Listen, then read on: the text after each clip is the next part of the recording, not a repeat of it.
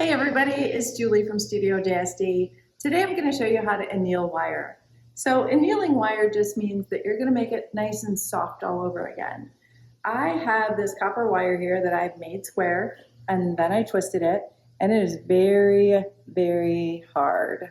And after I anneal it, it's going to be really soft and pliable all over again.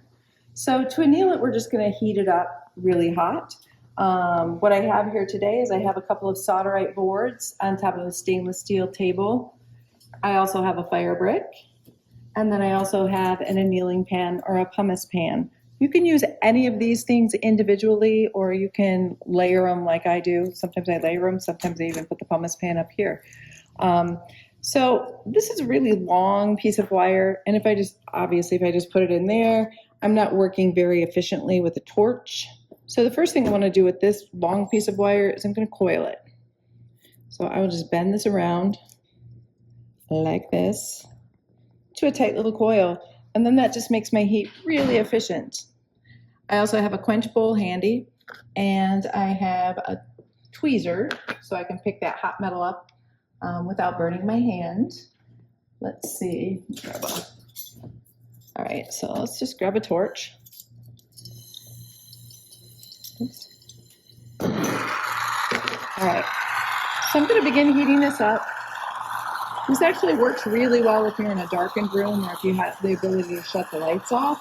I've got a lot of natural light here at Studio JSD, so it's a little bit more difficult to see the color come up in the metal. But what I'm looking for is I'm looking for a really red hot color.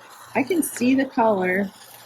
Got to watch the coil at the bottom too, because I don't want one part to get too hot while I'm, focusing on another part. I could be burning something else. So I'm just going to travel around this coil until I start to see some color.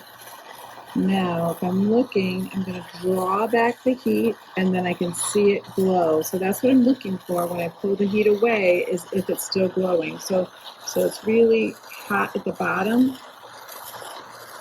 And so I'm just going to work myself around this wire, and I'm going to get that red hot color in each segment of this wire.